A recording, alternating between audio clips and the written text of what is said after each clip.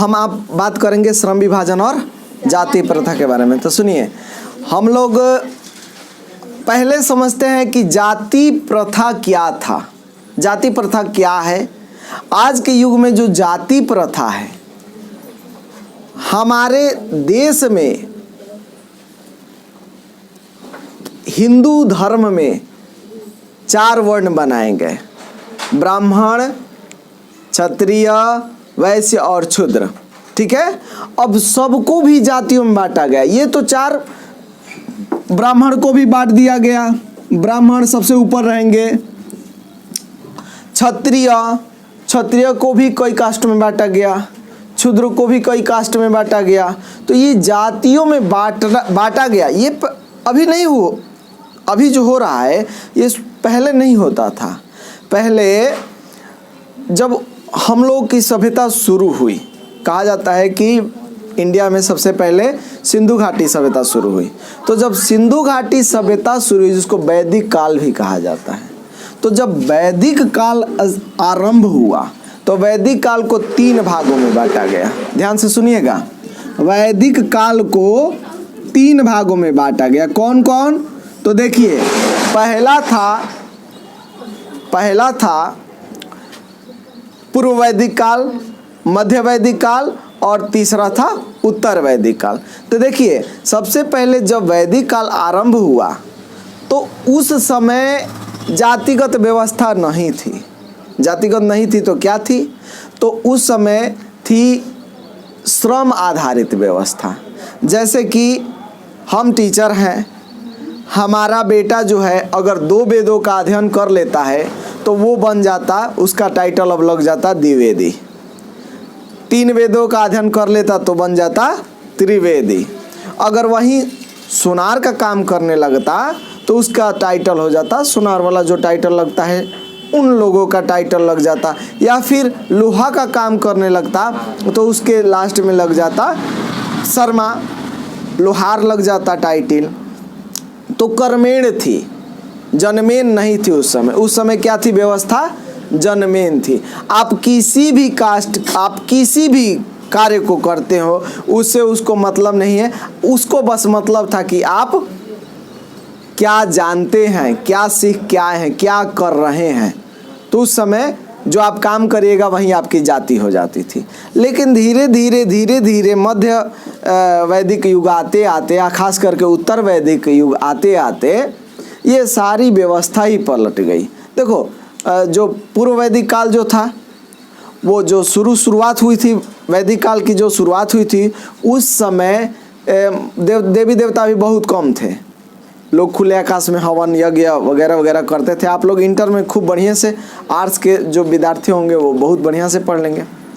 लेकिन धीरे धीरे बाद में जो पुजारी होने लगे वो तरह तरह के धर्म चालू किए, तरह तरह के विधि विधान लिखे, सामाजिक नियम कायदे कानून लिखे गए। तो उसी समय धीरे धीरे यह व्यवस्था जो थी, सामाजिक व्यवस्था थी, सामाजिक व्यवस्था ही कहेंगे, ये सामाजिक व्यवस्था थी वो जनमेन न होकर क्या हो गई? कर्मेण न होकर के जनमेन हो गई। अब जन्म आधारित हो गया कि ब्राह्मण का बेटा ब्राह्मण होगा, क्षत्रिय का बेटा क्षत्रिय होगा, शूद्र का बेटा शूद्र होगा। समझ में आ गया? तो इसी पे, और हमारे भारत देश में इस पर बहुत इसकी जड़ें गहरी हैं। आज भी जड़ें गहरी हैं।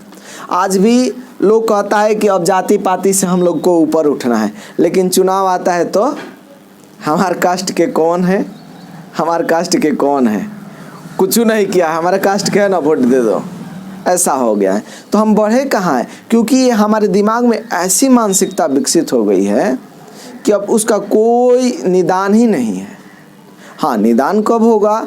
धीरे धीरे होगा। हम तो देख रहे हैं कि हमारे बिहार में सब लोग अब कुमार ही लिख रहा है। अभी भी कहीं कहीं जाओगे तो पूछता है कि आपका नाम क्या है, पूरा नाम पूछता है। पूरा नाम पूछने का तात्पर्य होता है कि आपकी जाति कौन सी है। समझ में आया? और तो हमारे यहाँ तो बहुत अच्छा है कि बच्चे सब कुमार ही लिखवाते हैं। सब कुमारी ही लिखवाती हैं। तो देखो समरूपता आनी चाहिए। अब देखिए जब हमारा देश गुलाम था तो ऐसी इस प्रकार की असमानता बहुत ज़्यादा थी।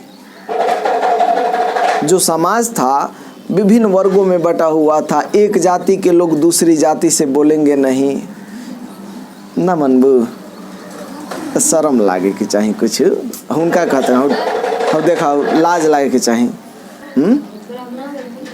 ब्राह्मण हो गया, चलो कोई बात नहीं। तो देखिए इसी पर अब देखो, चूंकि डॉक्टर अंबेडकर साहब जो थे वो थे निचली जाति के, जिनको अछूत की कैटेगरी में रखा जाता था। तो वो अपने समाज को ऊपर उठाने के लिए बहुत कार्य किए। तो उन्होंने कहा कि श्रम विभाजन और जाति प्रथा जो है, ये हम लोग का पहला पाठ जो है ये लिखा गया था जाति पाति तोड़क मंडल द्वारा का वार्षिक सम्मेलन होने वाला था लाहौर में। और लाहौर में जब होने वाला था तो उसी वार्षिक सम्मेलन में इनको ये बोलना था। चूँकि किन्हीं परिस्थितियों, कोई परिस्थिति हो गई होगी, झगड़ा हो गया होगा, चाहे क्योंकि उस समय जाति पाति के बारे में बोलना बहुत बुरा होता था, लोग खिलाफ खड़े हो जाते थे। तो उस समय क्या हुआ कि किन्हीं कारणवश नहीं बोलने दिया गया, मतलब सभा हुई ही नहीं। तो इन्होंने क्या कर दिया कि उसको प्रकाशित करवा दिया, ठीक है ना। अब जब प्रकाशित करवा दिया तो छप गया। तो उसी के विषय में हम लोग वो जो भाषण देने वाले थे उन्हीं भाषण को पढ़ेंगे और समझेंगे कि आखिर वो कहना क्या चाहते थे। तो देखिए यह है श्रम विभाजन और जाति प्रथा। उन्होंने कहा कि यह विडंबना की बात है कि इस युग में जातिवाद के पोषकों की कमी नहीं है। मतलब कह रहे हैं कि यह विडंबना की बात है, माने हंसी की बात है। यह देखने में सुनने में हास्यप्रद लगता है कि इस युग में, जो आधुनिक युग है, इस युग में भी जातिवाद के पोषकों की कमी नहीं है। ऐसे लोगों की कमी नहीं है जो जाति जाति जाति जाति लेकर के चलते हैं, मतलब कि उनके लिए जाति ही सब कुछ है। आजकल जाति के पीछे कौन पड़ा रहता है सबसे ज़्यादा? सारे नेता लगे रहते हैं। हमारी जाति, तुम्हारी जाति, हमारी जाति, खुल के नहीं आएंगे लेकिन भीतर ही भीतर एजेंडा तो रहता है वहीं। तो जातिवाद के पोषकों की कमी नहीं है, ये उन्होंने कहा कि यह हास्यप्रद लगता है, यह विडंबना की बात है कि इस युग में भी, इस आधुनिक युग में भी जातिवाद के पोषकों की कमी नहीं है। अब देखिए जो पोषक होते थे, इनके पोषक जो हैं कई आधारों पर इनका समर्थन करते हैं, कई आधारों पर इनका समर्थन करते हैं। अब देखिए आधार कौन कौन से हो सकते हैं? तो देखिए समर्थन का एक आधार यह कहा जा सकता है कि आधुनिक सभ्य समाज कार्य कुशलता के लिए श्रम विभाजन को आवश्यक मानता है। तो देखिए जो आधुनिक समाज है, आप लोग अच्छा ये बताइए, एक बात हमको बताइए कि जो श्रम विभाजन को आवश्यक आप लोग मानेंगे कि नहीं मानेंगे? मानेंगे कि नहीं मानेंगे? जाति पे जाइएगा कि श्रम विभाजन कार्य कुशलता पे आप लोग जाइएगा? कार्य कुशलता पे। मान लीजिए कि हम बढ़ई हैं, हमको बढ़ई का काम अबे नहीं करता है, अब कहेगा हमको कि तू बढ़ई का काम कर, तो हम कर पाएंगे? और करेंगे तो गुड़ गोबर कर देंगे, बनाना होगा कुर्सी या बना देंगे, कुछ भी बना सकते हैं भाई। तो ये कोई सभ्य समाज जो है, आज का जो पढ़ा लिखा समाज है, वो तो कहेगा कि श्रम विभाजन का स्वरूप कार्य कुशलता के आधार पर होना चाहिए कि तू कितना तू जानता वो वही आधार पे तू अपन काम कर, कि जाति के आधार पर आप बांटिएगा, जाति के आधार पर नहीं बांटिएगा। तो देखिए जाति प्रथा भी श्रम विभाजन का एक दूसरा ही रूप है। ये कह रहे हैं कि जाति प्रथा भी श्रम विभाजन का दूसरा रूप है, इसलिए इसमें कोई बुराई नहीं है। वो लोग कहते हैं कि देखिए श्रम विभाजन तो हो गया, अब देखिए वो कह रहे हैं, कौन लोग कह रहे हैं? जो जातिवाद के पोषक लोग जो हैं वो कह रहे हैं कि देखिए जाति का विभाजन और जाति प्रथा है वो श्रम विभाजन का ही दूसरा रूप है। तो इसमें कोई बुराई नहीं है, श्रम विभाजन का रूप है, इसीलिए इसमें कोई बुराई नहीं है। लेकिन आप इससे क्या समझते हो? क्या जाति आधारित श्रम विभाजन होना चाहिए? नहीं होना चाहिए। समझ में आ रहा है बाबू? किताब में देखिएगा तभी समझ में आएगा, नहीं देखिएगा तो सब तो खाली भाषण जैसा लगेगा, काम खत्म। ऐसे भी भाषण ही है। तो देखिए इसमें लिखा है ना कि जातिवाद के जो पोषक हैं वो समर्थन में क्या कहते हैं? कहते हैं कि आधुनिक सभ्य समाज जो है कार्य कुशलता के लिए श्रम विभाजन को आवश्यक मानता है। सही बात है, आधुनिक जो सभ्य समाज है वो कार्य की कुशलता के लिए श्रम का विभाजन करना चाहता है। अब हम ही सब काम नहीं ना कर सकते हैं, आप जो हैं आप ही सब काम नहीं ना कर सकते हैं। जो डॉक्टर है वो डॉक्टर का काम करेगा। अब डॉक्टर कहे कि हम खेतियों कर लेंगे, डॉक्टर कहेगा कि हम ड्राइवरों बन जाएंगे, डॉक्टर कहेगा कि हम टीचरों बन जाए, हो सकता है ऐसा? नहीं ना। तो ठीक है, सभ्य समाज ये मानता है कि कार्य कुशलता के लिए श्रम विभाजन आवश्यक है। और साथ ही साथ वो क्या कहते हैं? कहते हैं कि जाति प्रथा भी श्रम विभाजन का रूप है। जो जाति प्रथा बनाया गया है वो एक्चुअली में तो श्रम विभाजन के लिए बनाया गया था कि आप किसान हो तो आप किसानी करो, आप लोहार हो तो लोहारी करो। समझ रहे हो? समझ रहे हो? आप सुनार हो तो सुनारी करो। समझ में आया? तो जाति प्रथा उस समय जो बनाई गई थी वो एक श्रम विभाजन का रूप थी। वो लोग कहते तो इसमें बुराई कौन सी है, जाति प्रथा सही है, वो लोग कहते हैं। हम नहीं कहते, वो लोग कहते हैं कि जाति प्रथा सही है।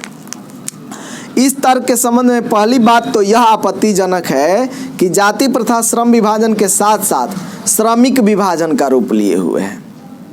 जाति प्रथा जो है वो श्रम विभाजन के साथ साथ श्रमिक विभाजन का रूप लिए हुए हैं। अब श्रमिक विभाजन कैसे है? श्रम विभाजन निश्चय ही सभ्य समाज की आवश्यकता है, परंतु किसी भी सभ्य समाज में श्रम विभाजन की व्यवस्था श्रमिकों के विभिन्न वर्गों में अस्वाभाविक विभाजन नहीं करती।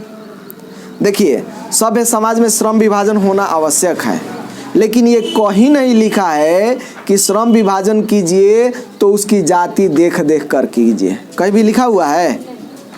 हाँ, भारत की जाति प्रथा की एक और भी विशेषता यह है कि यह श्रमिकों का अस्वाभाविक विभाजन ही नहीं करती, बल्कि विभाजित वर्गों को एक दूसरे के अपेक्षा ऊंच नीच भी करार देती है। अब देखिए, जो श्रम विभाजन होता है, श्रम विभाजन वो तो अलग है कि हम अलग काम करेंगे, आप अलग काम कीजिएगा। लेकिन जो जाति प्रथा बन गई, इसमें ऊंचाई नीचाई भी हो गया। इसमें तो एक कन्फ्यूजन यहाँ पे आया कि हमारा बेटा अगर बड़ा होगा, पुराने ज़माने की बात है ये बाबू, आज का डेट नहीं है। आज के डेट में ये सब तो बहुत ख़त्म हो गया है। जन्म लिया बच्चा, तो जन्म लिया तो आप कैसे बता सकते हैं कि ये इसी पार्टिकुलर काम के लिए बना हुआ है? आप तो ये नहीं बता सकते हैं। लेकिन पहले, जब आज़ादी से पहले की बात हो रही है, उस समय अगर लोहार का बेटा जन्म ले लिया, लोहार के घर अगर कोई बच्चा जन्म ले लिया, तो उसको चाहे उसको आवे ना आवे, उसमें मन हो या ना हो, उसको लोहारी करना पड़ता था। ठीक है? अगर पोछा झाड़ू लगाने वाला है तो उसको पोछा झाड़ू ही लगाना है। मास्टर अगर शिक्षक है तो उसको शिक्षा ही ग्रहण करना है। पंडित है तो उसको वेदों के ज्ञान लेना है, वो वेदों का ज्ञान ही लेगा, भले ही बशर्ते उसको आवे या न आवे। ये ना यहाँ पे प्रॉब्लम दिखा रहे हैं वो भीमराव अंबेडकर साहब, प्रॉब्लम यहाँ पे दिखा रहे हैं कि देखिए ये जो है ये बहुत ही क्रिटिकल कंडीशन हो जाता था उस समय ये बहुत जड़ें काफ़ी गंभीर होती थी। अब मान लीजिए कि कोई फॉर एग्जांपल टीचर है, या फिर कोई मान लो कि हलवाई है, खाना बनाने वाले को हलवाई कहते हैं, कुक। हलवाई का बेटा अगर मान लीजिए कि कोई अच्छा सा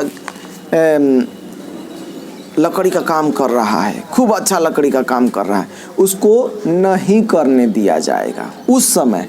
आज की बात नहीं कर रहे हैं, आज तो आपको जो काम आता है वो कीजिए, कोई रोकने वाला है आज नहीं। लेकिन उस ज़माने में रोकने वाला लोग था। इन्हीं डॉक्टर भीमराव अंबेडकर जैसे महापुरुषों के चलते धीरे धीरे समाज सुधरा, समाज में बदलाव आया। ठीक है, तो ये भाषण जो दिया गया है वो उस ज़माने का है। आज के ज़माने का लेके चलिएगा तो सब फ्यूज हो जाएगा, दिमाग में कहीं घुसबे ना करेगा। तो ये उस ज़माने की बात हो रही है, ठीक है ना। तो वो कह रहे हैं कि जाति प्रथा जो है वो ऊंच नीच को जन्म देती है। कास्ट वाइज सिस्टम आज भी अभी ऊंचाई नीचाई का है। तुम निम्न जाति के हो, वो उच्च जाति का है, ये पिछड़ी जाति का है ना ऐसे। तो पिछड़ी जाति मीन्स जो समाज की मुख्य धारा में पिछड़ गए, उनकी पिछड़ी जाति, ठीक है ना। बहुत सारे बातें हैं, उसको अब समझिए आप लोग। जाति प्रथा को यदि श्रम विभाजन मान लिया जाए तो स्वाभाविक विभाजन नहीं होगा। क्यों नहीं होगा? हम श्रम करेंगे दूसरा, हमारा मन कर रहा है श्रम करने का दूसरा, हमसे काम हमारी जाति है दूसरी, तो स्वाभाविक विभाजन कैसे मान लिया जाएगा? हम है टीचर के बेटा, मान लो हमारा बेटा शिक्षक अच्छा बन ही नहीं पाएगा, उसको बनना है डॉक्टर, तो वो बन पाएगा नहीं ना। तो ये स्वाभाविक विभाजन हुआ। जाति प्रथा जो है वो स्वाभाविक विभाजन हुई, जाति प्रथा से स्वाभाविक विभाजन नहीं हुई। स्वाभाविक विभाजन वही होगा कि आप जो करना चाहें, आपकी जिसमें रुचि है वही काम करेंगे, तो वो विभाजन होगा, वो स्वाभाविक विभाजन होगा। आपको तो वो काम करने ही नहीं दिया जा रहा है, समझ में आ रहा है? ये आज की बात नहीं है, ये आज़ादी से पहले की बात है। तो क्योंकि यह मनुष्य की रुचि पर आधारित नहीं है। जाति प्रथा, जाति के अनुसार आप विभाजन कीजिएगा काम धंधे को, कि आप इस जाति के हैं तो आप ये काम कीजिए, तो ये स्वाभाविक विभाजन नहीं है, क्योंकि उसमें उस मनुष्य की रुचि नहीं रह जाएगी। कुशल व्यक्ति या सक्षम श्रमिक समाज का निर्माण करने के लिए आवश्यक है। सही बात है। अगर व्यक्ति कुशल होगा, कुशल माने उसके पास कुछ कला होगी, तभी वो अच्छे समाज का निर्माण करेगा। कला ही नहीं होगी तो अच्छे समाज का निर्माण कैसे करेगा?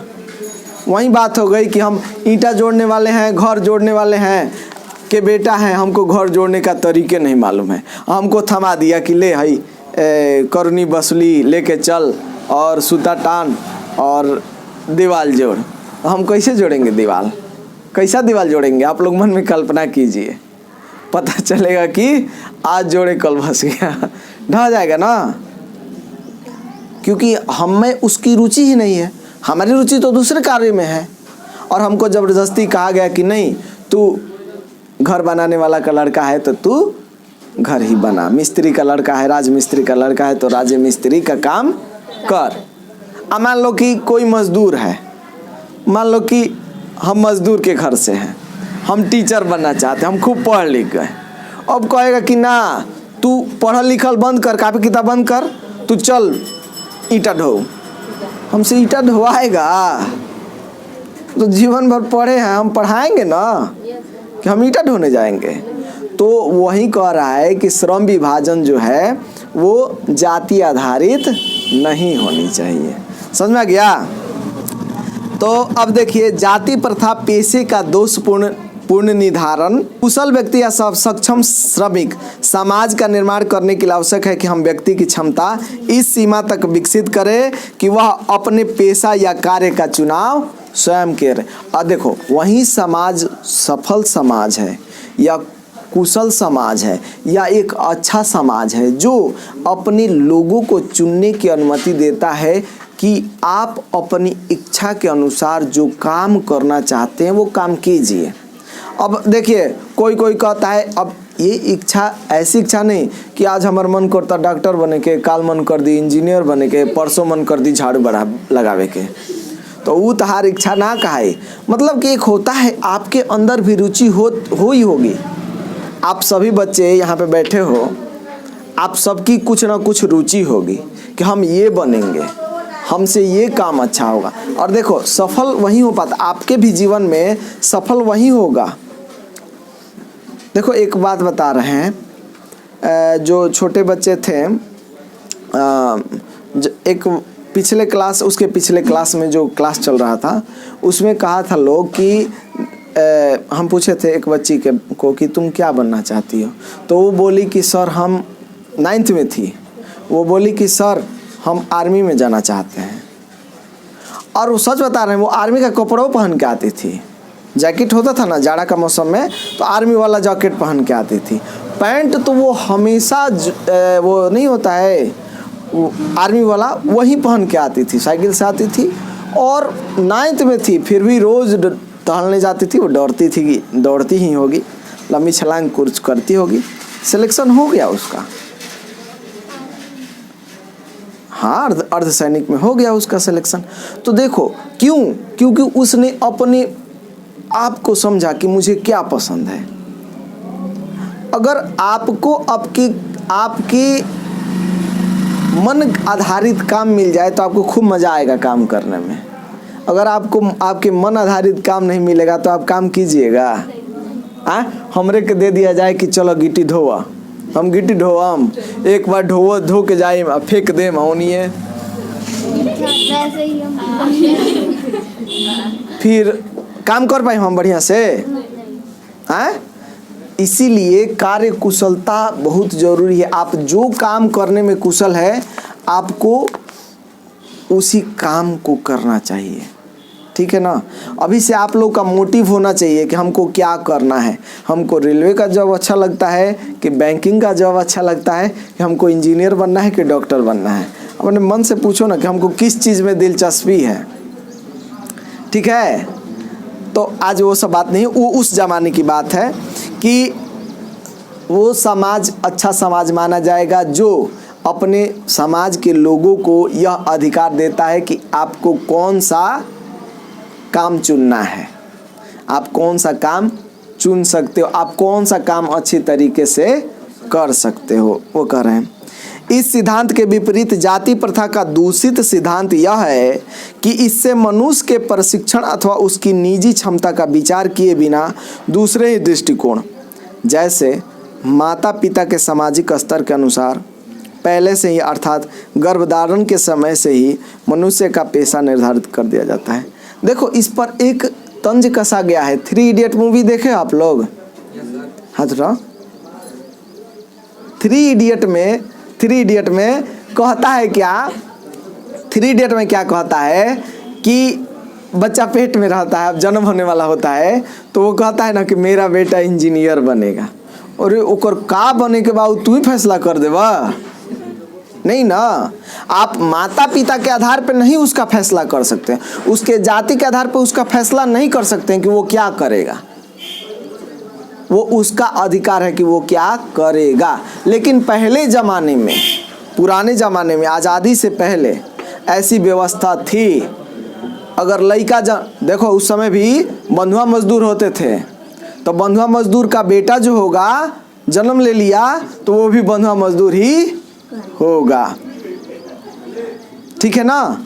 तो ये उस समय दूषित व्यवस्था थी जिसको साफ सफाई कर दिया गया है। अब आप लोग ऐसे मन में ख्याल मत रखिएगा। आप लोग का मन में ख्याल होना चाहिए कि जो हमारी इच्छा करेगी वो हम काम करेंगे। अब इच्छा का मतलब ये नहीं है, इच्छा का मतलब ये नहीं है कि हमारे पढ़े ओढ़े आवत नहीं खे, नंबर 0 बानी आ डॉक्टर के सपना देख ले बानी। अब जब डॉक्टर के सपना देख ले बानी तो डॉक्टर लेखा मेहनतों करे के पड़ी। हाँ, नहीं तो वह सब डॉक्टर बनेगा झोला छाप। हाँ, तो देखिए सुन लीजिए, आप माता पिता के आधार पर उसका निर्णय नहीं कर सकते हैं कि वो बच्चा क्या करेगा, या फिर आप उसकी जाति के आधार पर नहीं कर सकते हैं। ये गलत बात है। ये भीमराव साहब उस ज़माने में कह रहे हैं। ये कह रहे हैं, ये जब भाषण देने वाले थे 1936 की बात है, जाति पाति तोड़ मंडल द्वारा। देखिए आगे पढ़ते हैं। जाति प्रथा पेशे का पूर्ण निर्धारण ही नहीं करती, बल्कि मनुष्य को जीवन भर के लिए एक पेशे में बांध देती है। अब जाति प्रथा मैंने पहले ही समझा दिया, वो बात कह रहे हैं कि जाति प्रथा है एक दोषपूर्ण व्यवस्था है। क्यों? क्योंकि इसमें एक खास मनुष्य को जीवन भर के लिए एक खास पेशे में बांध देती है। जैसे कि कोई शर्मा जी हैं, ये 1936 की बात है जी। कोई शर्मा जी हैं, शर्मा जी हैं, मान लो लकड़ी के काम करने वाले शर्मा जी हैं, खूब अच्छा अच्छा पलंग बनाते हैं, पलंग बनाते हैं, कुर्सी बनाते हैं, ठीक है। उनका हुआ बेटा, ये कब की बात है? 1936 की। अब हो गया क्या? बेटा, बेटा हो गया। तो उस जमाने में वो बेटा को कौन सी कला सिखाएंगे? 1936 की बात हो रही है, पलंग बनाना। अब मान लो कि उसको उसका मन जो है, उसकी रुचि जो है, रुचि मन जो है वो चिकित्सक बनने में है, डॉक्टर बनने में है। और उसको बड़ा हुआ, पूरा एकदम पढ़ाई बढ़िया से किया, बायोलॉजी पढ़ा। 1936 की बात है, यहाँ की बात नहीं है। अब उसको अबू कहा कि हम डॉक्टरी में, पापा हमरा फलाना वैद्य की यहाँ नाम लिखवा दो, चाहे हई कॉलेज में नाम लिखवा दो, हम डॉक्टरी करेंगे। और समाज आके खड़ा हो गया है, तो बेटा कैसे डॉक्टर करेगा? नहीं बन सकता है। कौनो वैद्य उसको, पुरानी जमाने की बात है, अभी 1936 में नहीं मानो, 1800 मानो ना, 1800 ईस्वी की बात है। अब समाज के लोग कहें कि वैद्य के यहाँ जाएगा, वैद्य कहें कि हम तोरा बेटा के काहे सिखाए, तो तुम्हारा बेटा को तो बनना है क्या? बढ़ई बनना है, पलंग कुर्सी बनाने वाला है। तो वैद्य जी अगर चाहते भी तो समाज के दबाव में आके उसको डॉक्टर की पढ़ाई नहीं पढ़ा पाते। समझ में आता आया? अब वो बच्चा मजबूरन क्या करने लगा? पलंग कुर्सी बनाने लगा, कुर्सी टेबल बनाने लगा। अच्छा ये बताओ, इसमें कितना % चांस है कि 3 गोड़ वाला पलंग बना देगा? काम लगेगा ही नहीं, मन लगेगा उसका। अब देखिए एक बात और है, थोड़ा पढ़ा लेते हैं तब बताएंगे। देखिए उन्होंने कहा कि भले ही पेशा अनुपयुक्त या अपर्याप्त होने के कारण वह भूखों मर जाए, आधुनिक युग में यह स्थिति प्रायः आती है, क्योंकि उद्योग धंधे की प्रक्रिया एवं तकनीक में निरंतर विकास और कभी कभी अकस्मात परिवर्तन हो जाता है, जिसके कारण मनुष्य को अपना पेशा बदलने की आवश्यकता पड़ती है। यदि प्रतिकूल परिस्थितियों में भी मनुष्य को अपने पेशा बदलने की स्वतंत्रता न हो तो वह भूखों मरने के लिए चारा क्या रह जाएगा। अब हिंदू धर्म की जाति प्रथा किसी व्यक्ति को ऐसा पेशा चुनने की अनुमति नहीं देती जो उसका पैतृक पेशा न हो, भले ही वह उसमें पारंगत न हो। ये 1936 की बात है, सुन लीजिए। अब देखिए हिंदू धर्म में जाति प्रथा थी, आप जिस जाति के हैं वही काम करेंगे, ठीक है।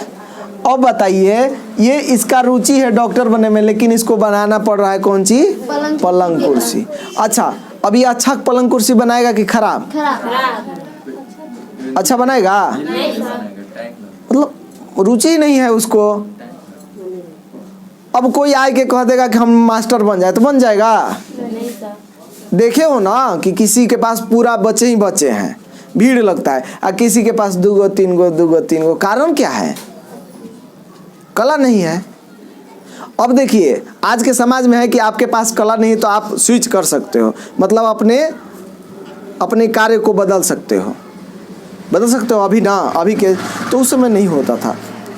तो वही समझाने का ये प्रयास कर रहे हैं समाज को कि देखिए ऐसा होना चाहिए। उस ज़माने में समाज में बहुत ज़्यादा गंदगी थी, जिसको सुधारने का काम ही लोग किए हैं। अब देखिए अब वो पलंग कुर्सी टेबल कैसा बनाएगा? तो एकदम महा खराब बनाएगा। तो आप उसके पास पलंग कुर्सी टेबल बनाने के लिए ले जाइएगा, कहिएगा कि हम ओकरा के यहाँ काहे के ले जाई, हम तो दूसरा के यहाँ ले जाई, कह दीजिएगा कि नहीं कह दीजिएगा? अच्छा ये बताइए अब उसके पास आप पलंग कुर्सी लोग समाज के लोग नहीं ले जाएंगे तो उसको उसके पास धन आएगा, रुपया पैसा उसके पास होगा? धन नहीं आएगा तो उसका परिवार भूखों मरेगा ना। लेकिन यहाँ पे दबाव है कि तू पैसा चेंज नहीं कर सकता। बताओ कितनी खराब व्यवस्था थी। आप ही बताइए अपने मन से, खराब व्यवस्था थी कि नहीं? तो ऐसे महापुरुषों का देन था जो इस व्यवस्था को बदल दिए। हालांकि अभी हम बदलने के दौर में गुजर रहे हैं, अभी भी 100% हम लोग नहीं बदले हैं, लेकिन हाँ 95% चेंज हो चुका है। ठीक है ना? तो भारतीय हिंदू के धर्म में ऐसी व्यवस्था थी। हिंदू के ही नहीं, बहुत उस समय जाति व्यवस्था इतनी जटिल थी, तो इसी कारण से बेरोजगारी भी होती थी, इसी कारण से मृत्यु दर भी बहुत होता था। ठीक है ना? तो देखिए, श्रम विभाजन का आधार अगर जाति है, श्रम विभाजन का आधार अगर जाति है तो यह बहुत ही दोषों से भरा पड़ा है। ठीक है ना? तो आगे इन्होंने कहा कि इस प्रकार हम देखते हैं कि श्रम विभाजन की दृष्टि से भी जाति प्रथा गंभीर दोषों से युक्त है। जाति प्रथा का श्रम विभाजन मनुष्य की शिक्षा पर निर्भर नहीं रहता है। अगर आप जाति प्रथा के हिसाब से अगर आप श्रम विभाजन को बांटेंगे तो आपकी शिक्षा से नहीं है, आप इसमें, आपके मन का इसमें बात नहीं है। अब मान लो कि पंडित जी के लड़के हैं, हमको मंत्र उच्चारण करने ही नहीं आता है, तो हम चाह के भी अच्छी तरीके से यजमानी कर सकते हैं, वो पंडिताई कर सकते हैं? नहीं कर सकते हैं। उसका खमियाजा क्या भुगतना पड़ेगा उस बच्चे को? हाँ, वो वेद वाचना नहीं चाहता है, वो पढ़ना, वो डॉक्टर बनना चाहता है, वो इंजीनियर बनना चाहता है, अब उसको बनाया जाएगा। तो ये व्यवस्था बहुत जटिल थी, शिक्षा पर निर्भर। हाँ, आज है कि आपके शिक्षा पर निर्भर करता है। आज क्लासरूम में ये नहीं पूछा जाता है कि आप किस जाति के हो, किस धर्म के हो, सभी लोग आते हैं, सभी लोग पढ़ते हैं, समान रूप से पढ़ते हैं। तो ऐसी व्यवस्था तो हद तक खत्म हो गई ना, कि नहीं हो गई? आप मान सकते हो ना कि ये व्यवस्था खत्म हो गई आज के डेट में, लेकिन उस समय नहीं खत्म थी। किनके प्रयासों से ये सफल हुआ? भीमराव अम्बेडकर के।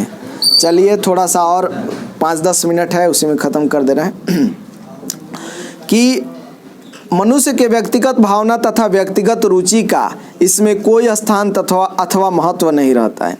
इस आधार पर हमें यह स्वीकार करना पड़ेगा कि आज के उद्योगों में गरीबी और उत्पीड़न इतनी बड़ी समस्या नहीं जितनी कि यह कि बहुत से लोग निर्धारित कार्य को अरुचि के साथ केवल विवशतावश करते हैं।